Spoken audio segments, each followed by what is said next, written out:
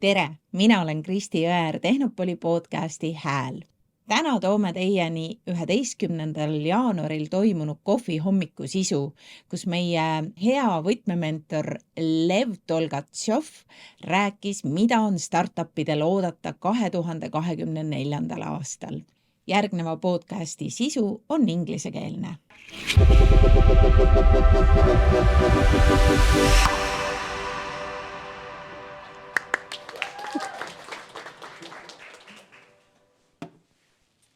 Morning. Pleasure to see there like a lot of you.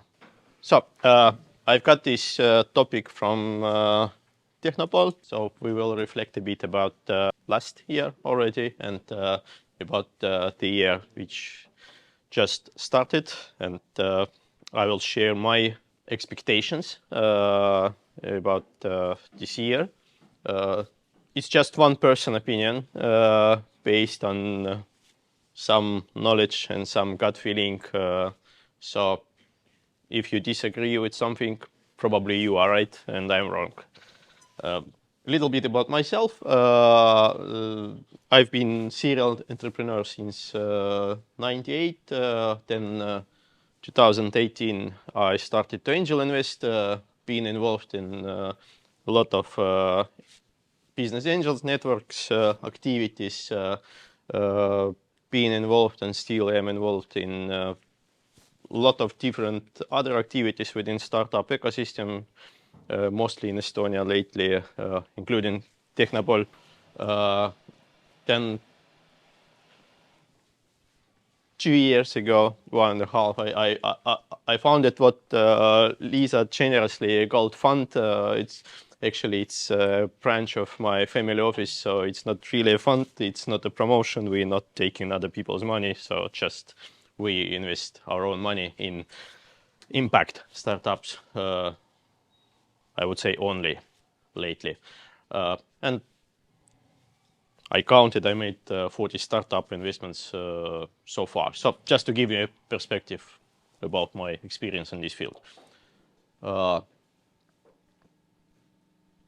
2023, probably you've seen these numbers many times at different presentations. Estonians love to brag about our big numbers. Last year was unfortunately not as impressive as the year before. Estonian startups got almost 400 million of funding during the year. Looks actually like a nice number for such a small country. If you don't know, just the year before there was 1 billion before this 400 millions. So Estonian startups raised 3.5 to 4 times less money during last year than the year before. And the amount of money which came from Estonian investors also was, say, twice less than a year before, and it was expected. It was not nearly unexpected, and I say Skeleton Technologies saved these statistics a lot because almost half of this money belongs to their rounds. This year, I actually had to update slides last minute because just yesterday this version of slide said 0 so far, but just yesterday we got to know Score Stars got 700 of funding. It was a pleasure to see a lot of Estonian names in investors list, so it's starting to pick up. Obviously something is happening. Probably this deal was made in last year and was just published in this year, but probably some deals are being signed when we talk. So let's hope statistics of this year will not be, at least will not be much weaker than 23. So how was it, the year? what I observed, what people I communicate with were observing. I've seen a lot of pumping, bluffing, and everything with numbers. Every other big news about investment round, you check the numbers, you see, okay, some startup claim they raised 5 million, but then you see, okay, 2.5 was a grant and 2 million was conversion of the previous round, which was also announced a year ago as like 2 million last year, then same 2 million announced this year. And there was, I think, too much of creativity in stats. Not only startups, also some organizations became very creative with members count and other stats. So I personally do not like it at all. Of course, it's good for ecosystem when we show some big numbers, but when you consciously start to fake these numbers, it's actually no good. So take stats with a lot of grain of salt. Can I ask, is that external communications or internal communications? As in, is it? It's external. It's external communications. Yes, it's external communication. It's not about like internal communication with it, or it's like just how you present things to media and to public. So I was not exactly happy about this one, but there are some people who say, okay, we should always talk only good because otherwise we will not attract any money to the country, etc. Then I've seen every single startup, whatever they're doing, now call themselves AI or deep tech or bot, or like if it's very hard to find something AI about what they're doing, then they just ESG. Like if not environmentally, then at least socially, their product is good for people. So they are in the S letter, like with their product. And AI, it went just crazy. One of startups I've been mentoring started to claim they are AI because they have support chat, which is using some third-party tool, which is AI. So whole startup became AI just because they pay someone for AI tool. And also, every software company is now deep tech. Not just software, but deep tech, obviously. I understand the reasons, but sometimes it's so funny. So, as an investor, that's where you stop the conversation, because when you see this thing, okay, what else is faked? What else is bluffed? What else is not true? Also, this was a year of maturity conversions for many startups. Some of them were successfully or not so successfully postponed. Some conversions were made. For me personally, it was that's when you see who is a real thing and who is basically not. When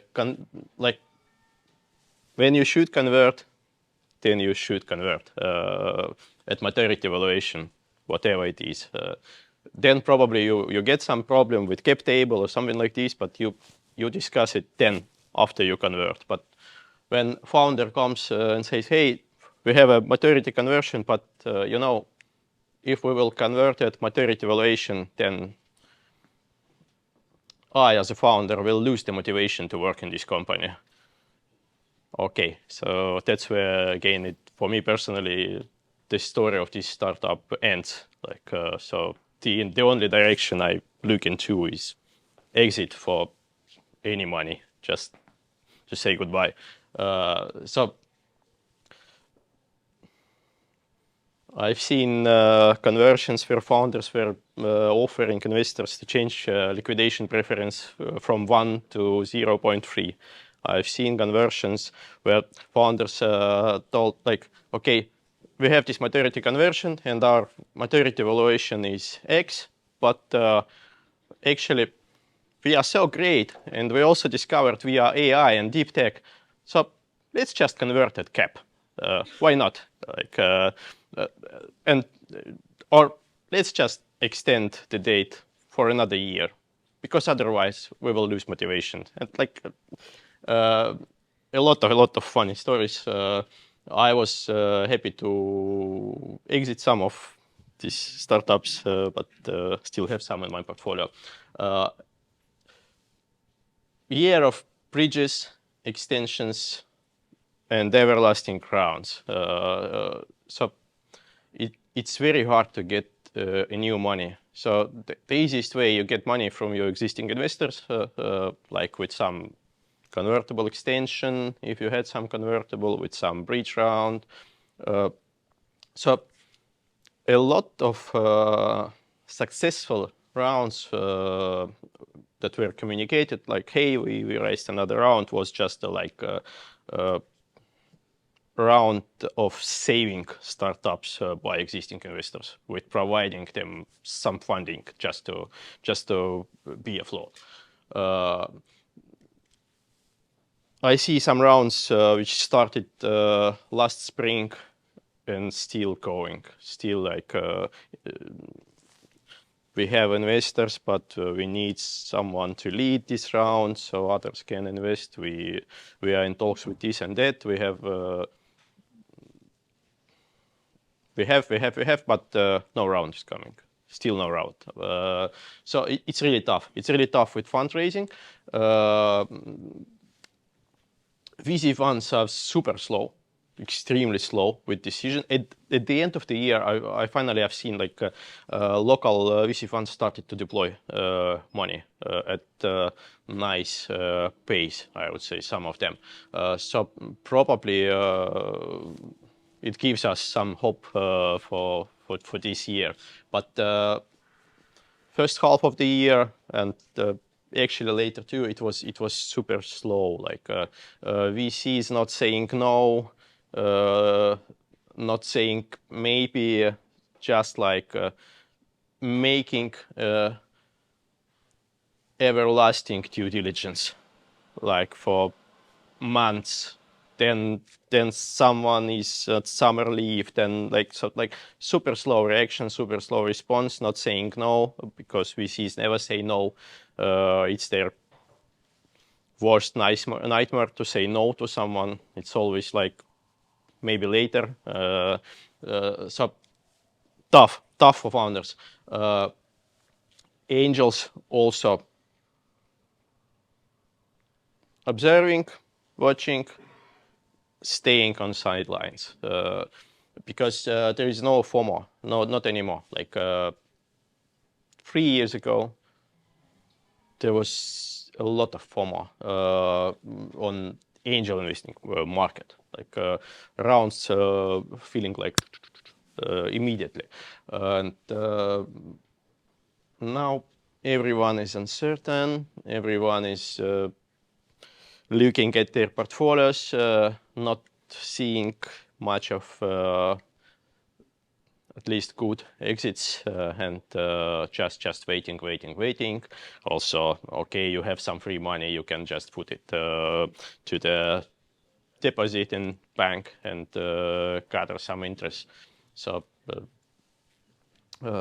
it was tough. And also like there was real Eldorado feeling just 3-4 years ago, like new angels coming, joining, like with the idea, like, yes, that's where money is. Like we should just like throw cash in, and then we will get enormous cash out. Like every year, new unicorn, 2 unicorns, 3 unicorns. 2021 we had 3 unicorns. 22 we had 2 unicorns. 23 we expected probably 1 unicorn, but it did not happen.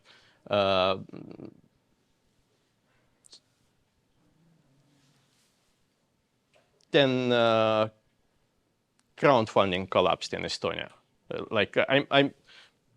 What I say is mostly, I guess, applies to many other countries, but of course I'm talking from Estonian perspective. We had 2 crowdfunding platforms. One pivoted to something else. Another has a big trouble with criminal case now. I don't know if founder is really guilty or not. He's a nice guy. I personally know him. I really hope he did not do anything awful, but we'll see. Anyway, the reputation of the platform is now ruined. So there is no crowdfunding for startup investing in Estonia at the moment. Only platforms that exist in other countries. I've seen founders leaving because this year more than 1, more than 2 in my portfolio, probably 3, maybe more. Burnouts. I have family, I have to get better salary than I have in my startup, so I'm leaving. Then this guy should leave because we discovered he was making something really bad with company money. So news for you, he's not with us anymore. Okay. But he was the main guy. And he was one of the reasons why I invested in this startup. Same with the one where founder just left and said, okay, I need better salary, but I will still keep my shares, but I need better salary. So sorry guys, I will be there for you if needed, but I'm not involved much anymore. Again, everyone invested because of this guy. So investors are now thinking, okay, what can we possibly do with this one? Very interesting year, I say, but I expected it to be worse. It did not happen, fortunately.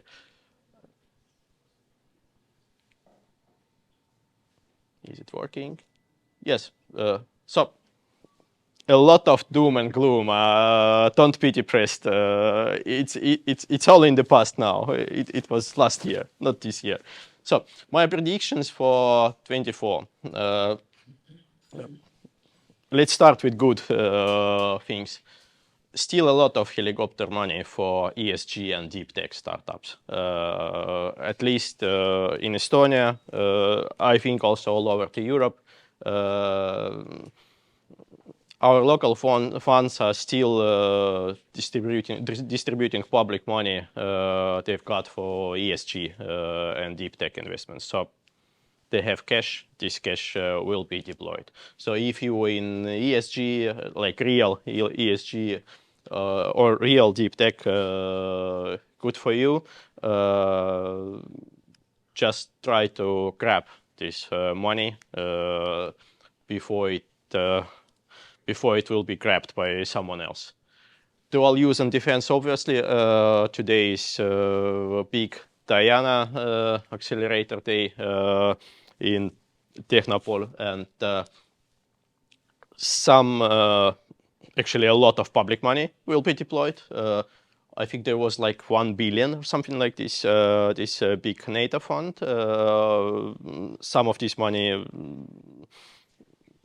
I guess, can be available for you. And also the sentiment, like war in Ukraine changed the sentiment of even angel investors. Because I remember just 2 years ago when there was, for me, it was first meeting related to NATO Diana program, like probably 2 years ago. There were people from Tehnopol, there were people from our defense ministry, there were some big guns from NATO, and I was also lucky to be there. And we had a discussion, and I remember myself telling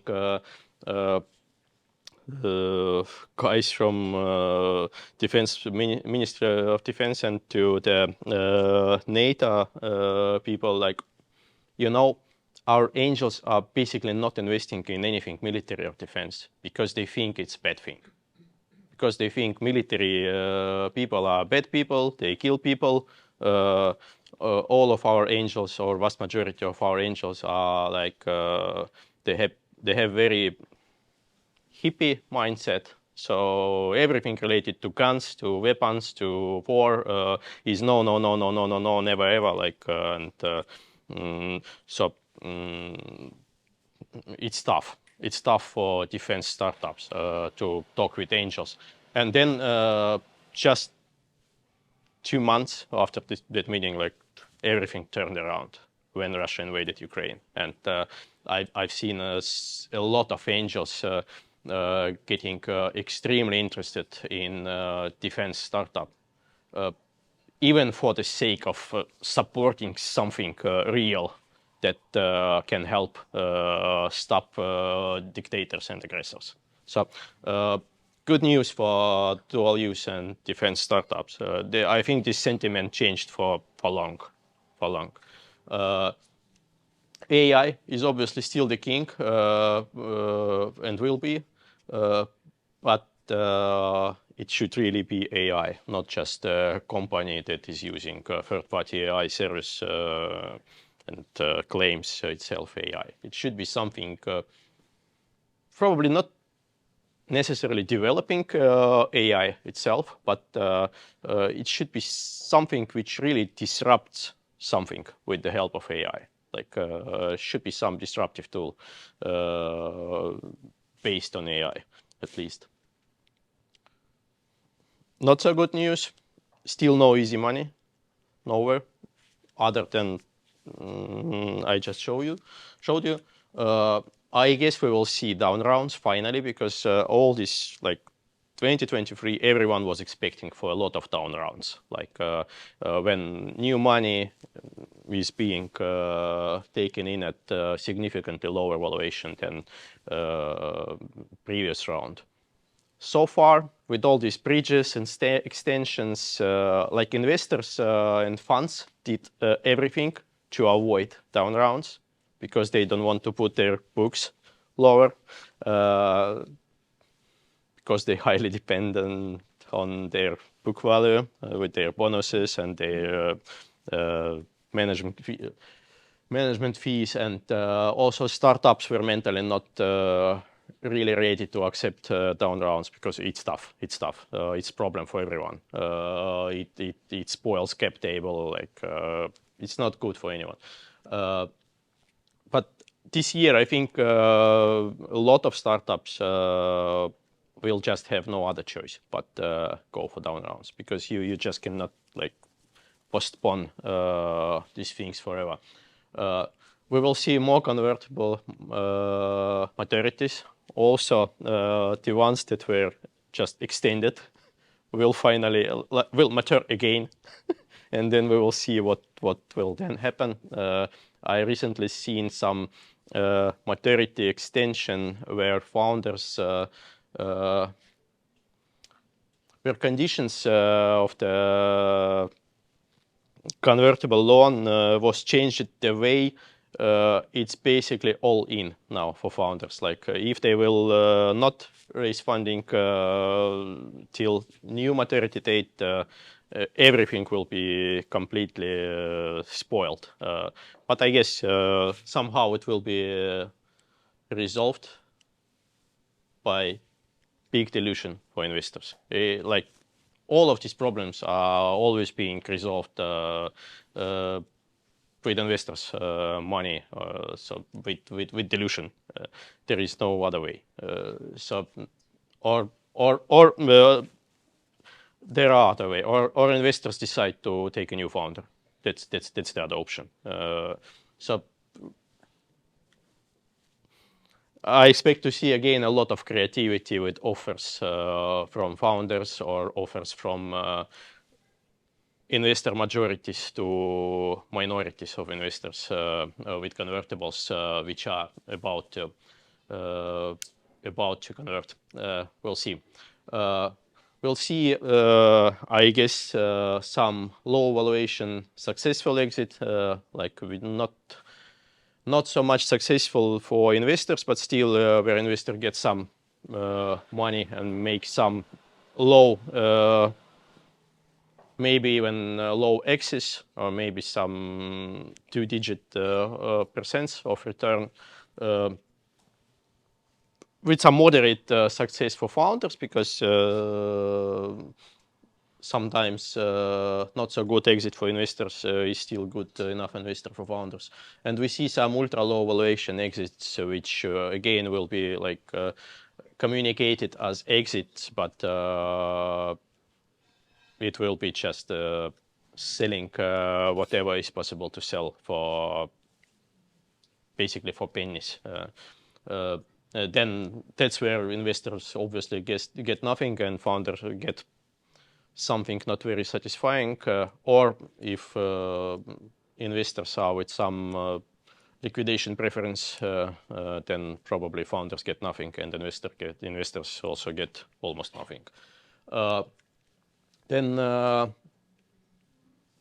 it's actually not my personal prediction, like vertical SaaS being disrupted by generated pre-trained transformers. By the way, who knows what's a generative pre-trained transformer? Anyone? GPT? Yes, it's GPT. One for you. That's thank you. I also didn't know until I started to prepare this slide, because we know GPT, but I never cared to take a look what does it really mean. Like, so AI will, like with the help of AI, companies with internal resource will be able to create tools to replace SaaS products they are using. I'm talking about bigger companies. I picked this one from, I think it was the latest episode of All In Podcast. If someone is not watching, then I highly recommend you to watch this YouTube All In Podcast. And there was an example of the company who is paying something like $500,000 each year for licenses for software, which they found they can develop in-house probably in several weeks now, so with the help of AI tools. So and then probably they can even come to market with this product and offer it for like several or many times, so like much cheaper than the product that they are consuming now. And so this is one prediction I agree with, and probably not only applies to vertical SaaS, but probably even some wider range products will also see some disruption by new teams who will help competing tools with help of AI and offer them for cheap. Then what's, again, everyone is expecting and what is definitely coming is already happening, and exit and bigger round up to pre-A series, they will be repriced on valuations up to 3 times lower than they were, say, 2 years ago. It's already happening, but it will continue. And of course, early stage, very early stage, seed, pre-seed, it will not be 3 times less. It will be probably 2 times less, 1.5. But even to earlier rounds, it will be still, you will feel it. You will feel it with your fundraising, or some of you will feel it. So again, tough, because you have to give more equity for the same amount of money, which is not or never beneficial for startup. In Estonia, probably we will see one Estonian unicorn. If we will, then I guess it will be Skeleton Technologies. I was actually hoping to see it this year with them. It's an Estonian company that develops supercapacitors, I guess is the right word.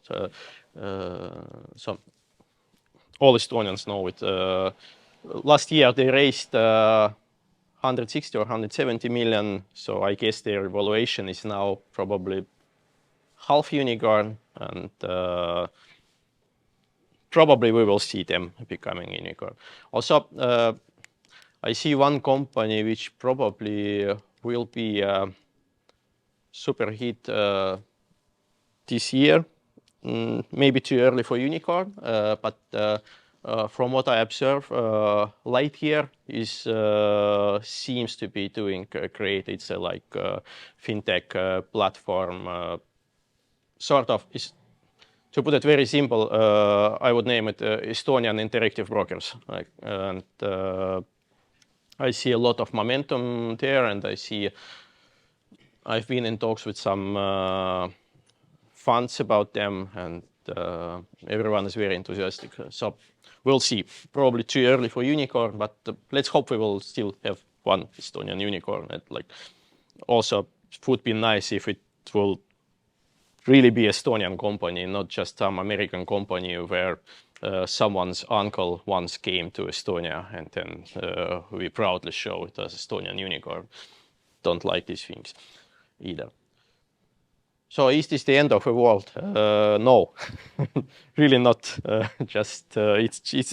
It's probably back to normal with some bit of overcompensation, because in nature everything moves up and down, right and left. So we had too much up, way too much too fast up. So now we are going down also with a little bit bigger momentum then it would be pleasant for us. But it's not forever, it's not the end of the world. So, survival guide in this environment. What can help you? Be ready to bootstrap. I'm not saying you should always bootstrap. If you're in a favorable position of having enough funds or resources for scaling, of course you should scale. If you have a lot of cash, of course you should deploy that cash to move. But if it's tough, just be ready to bootstrap, because a lot of companies are bootstrapping now, and if you still don't need it, and if you think some money will come soon, just be ready to this plan C or whatever. In case you will not get any money, you can bootstrap. So that would not shock you personally. That will not cause you burning out, or just closing the door, saying, "Hey, I have to make some salary just to feed my family." Be extremely savvy, even if you have a lot of money. Just be smart with how you use your money. So low burn is good. Zero burn is even better. Being profitable, not so necessary. Again, if you have some cash, because last year everyone is being profitable is a saint cone, or a holy grail for success. Yes and no, because mostly when you become profitable, you stop scaling. These two things almost never coexist in startup world. So I guess low burn is good enough. Burn, which is close to zero, is always a good argument. With angels, it's always a tough, like a good argument, because angels do not think like VCs. They think like small or bigger or medium-sized business owners mostly, and so if they say, okay, here is a nice company, a nice startup, and they almost do not burn money, probably it's safe investment for us. So at least for angels, it will be a good argument, but also funds prefer it. Be even more transparent and honest with investors, because when times are tough, it's essential to be honest with your investor, to be transparent with them about your intentions, about your real numbers, about your real revenues, which one is MRR, which one is not, which one is just one-time revenue. And if you see some problem coming in advance, then you should communicate to investors as soon as possible. And one of the reasons, or probably main reason, is involve and engage those who are already in.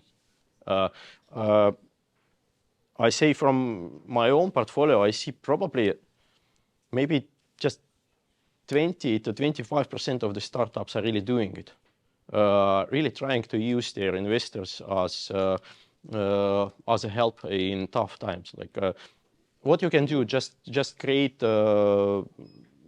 monthly calls with your investors where you would brainstorm with them.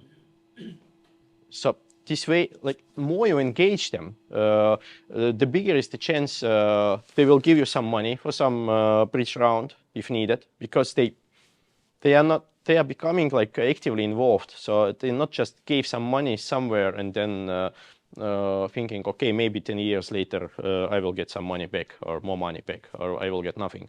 But more they are engaged, more they feel this startup as like their own, and they will start making interest. They will start basically selling your products to other people. They will start to actively be on your side. And what startups tend to do, they select the biggest investor. Like they have some VC fund, okay, they only communicate with them. And they have 20 other investors. They just send updates quarterly, it's it. Not even trying to use this all of the power these people can have. Like it's a big mistake. Like it's like communicating with just person in your life. Like you just select the smartest person you know and only communicate with them, ignoring everyone else on this planet. It's never a good way. Relentlessly build your brand. Again, when times are hard, when for you, then obviously times are hard for everyone. And there is one type of activity which never hurts, it never harms your business, is building your brand. And try to address masses. Try not, because I saw some startups, what they do, they making some workshops for potential customers, like just online webinars, 2 or 3 companies come and listen about how beneficial is this software if they will start to use it. I would not say it's a waste of time, probably not, but try to scale your again, like your every communication should be rather communication with the world, not just with 2 or 3 persons. So use media as much as possible. Use social media and use like real media. Yes? I fundamentally disagree. Sorry. Okay. I'm in marketing. It's called middle of funnel activity, where you increase the desire and interest for a product without the immediate benefit of a sale. So it's something you do as a long-term strategy. So I take what you're saying. I completely disagree. Okay. Let me put it another way. Like what? Because probably I was not exactly precise about what, because I mentioned these guys pitching to customers. What I mean mostly is creating, building your brand for future fundraising. For creating recognition with your potential investors, and just average Joes who are not your customers, no invest, like just I invested in some startups, definitely more than one, when I got the chance without even looking at valuation, just because I knew them from the media. Like, oh, I have a chance to invest with small ticket with these guys. They are super famous. I read in every newspaper their success during several years. Like, was it smart? No, because obviously I should have been checking valuations. Were these investments bad? No, because they are still like progressing, these companies. But the thing is, if they would pitch me just as someone I'm not aware of, I would probably not invest. So that's you're right about this marketing too. If you don't have product or your product is not ready to be widely scaled, there is no point to create fuzz if you cannot deliver right away. If you meant this. Kind of. I'm about to stand up in 3 weeks' time and talk to an audience of like thousands and say how marketing is about to change in the next 2 years because of GDPR and privacy rules and cybercrime. And fundamentally, there's a real. Certainly, I see it in Estonia. I'm a Brit. Come from a broadcast media background. Okay, then I will just narrow it to brand building, not marketing to product, but brand building. It's a long-term journey when it comes to building awareness and belief in a product. That's not just the visible stuff you can see in like the last 2 months before you buy it. It's actually starts years before. That's what I've brought from broadcast media and a few other places. So. Great. Yeah, I'll show that. Then one more thing is experiment, because again, when times are tough, you have a little bit more space for experimenting because you are not busy like delivering, and it's a good time. And pivot if you should. Don't be afraid to pivot in hard time. Then it's much easier to justify it to your investors when you are plateauing, and also environment is changing so fast. I guess not only marketing, but everything. Just do not stick to your product. If you need to pivot, just go for it and try it. Just do not close the first door. Just you can explore other opportunities, and if it's not working, you can always go back to that. I've seen one startup in my portfolio which had to pivot, like we're brainstorming because old thing is working but not really growing. Then they spend some time discussing it with investors. Then they decided, okay, we will not pivot, and then they found some new approach to the old product. And then the sales of old products started to pick up because they discovered something, like they were searching for pivot, but it was beneficial for the old business.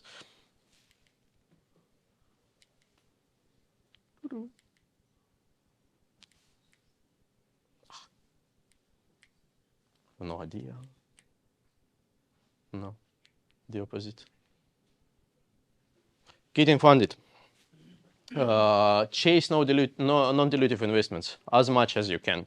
Again, there is a lot of public sector money now being deployed through different funds. Like you read in the news some VC fund you probably know, or some VC fund manager invested in some a little bit unexpected startup. You think why? Why they are now investing in something which is super green and probably not so much profitable anytime soon. But when you know they just got 30 million from governmental fund with the condition they invest in ESG, then you understand why. So, okay, this is money people are giving you for equity, but there are a lot of grants. There are a lot of public money. Like grants are always like not so obvious. Sometimes grants are not so beneficial, but I guess in times like this, you should chase grants, and you should chase bigger ones. Not just scratching some 10K here and 5K there. Although you can also make this, but I've seen some startups in my portfolio last year getting like 2 million grants. Great, thank you. Like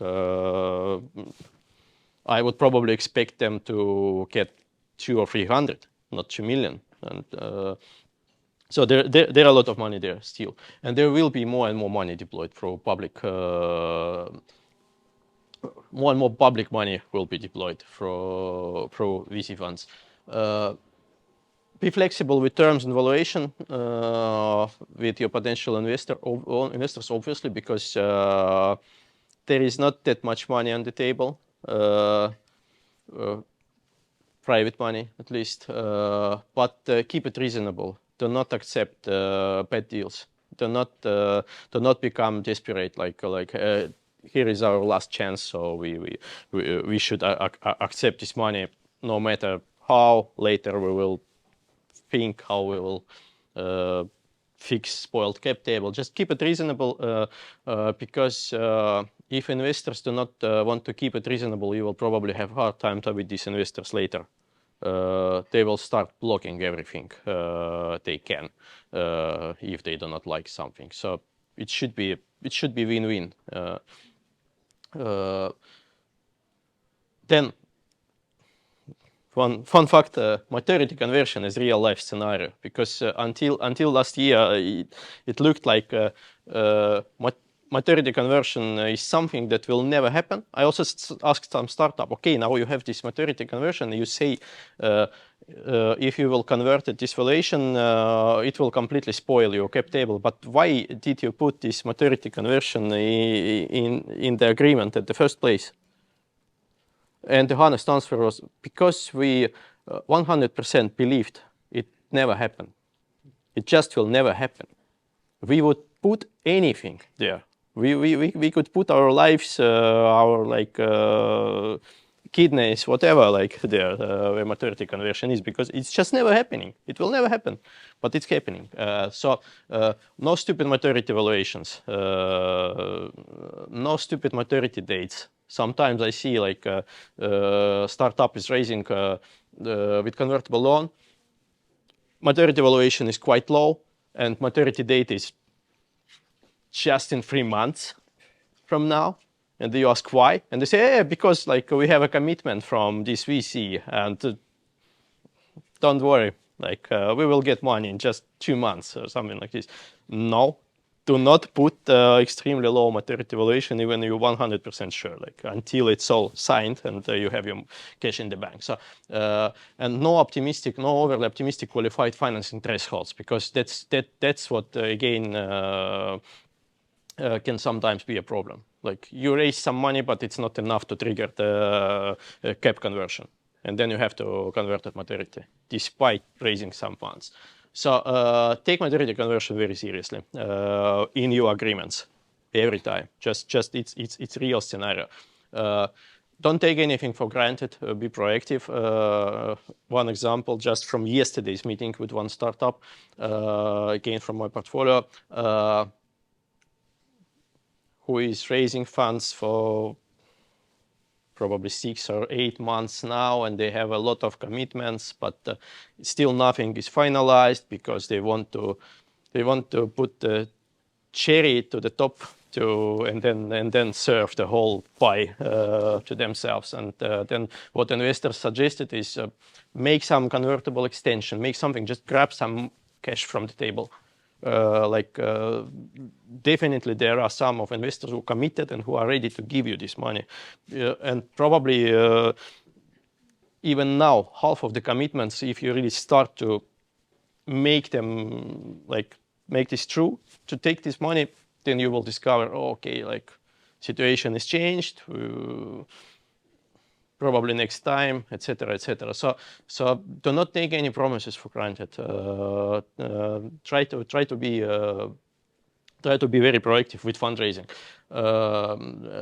If you see someone is up to giving you some significant amount, try to finalize it. Find some way. Think about some. Okay, it's smaller than round we plan. Okay, don't make it round then. Again, unless you need sub-round for qualified financing threshold, then you had to stockpile it. Keep your promises and maintain your reputation. It's universal advice, nothing new here. But in hard times, it's really important, because it's a small world. It's a small world. It's easy to say Estonia. Obviously, everyone knows everyone, but all over the Europe. Like I have every week someone from some country approaches me, says some guy already I know, like, hey, Lev, we are in the talks with these Estonian startup. What can you say about them? So like you started to act not as you promised, then it will backfire. So then, yeah, this picture for you. By the way, does anyone know the origin of this picture? Like we've seen it everywhere, but does everyone know? You know, like, it's obviously British wartime. Yes, it's actually the scan of original poster. You can see some, it's a bit faulty, but it's a scan of original poster from year 1939, which was printed by British government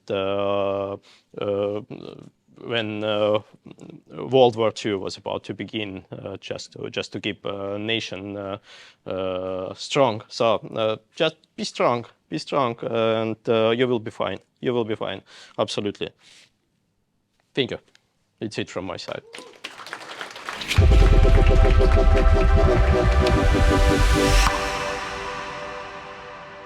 Suur tänu kuulamast!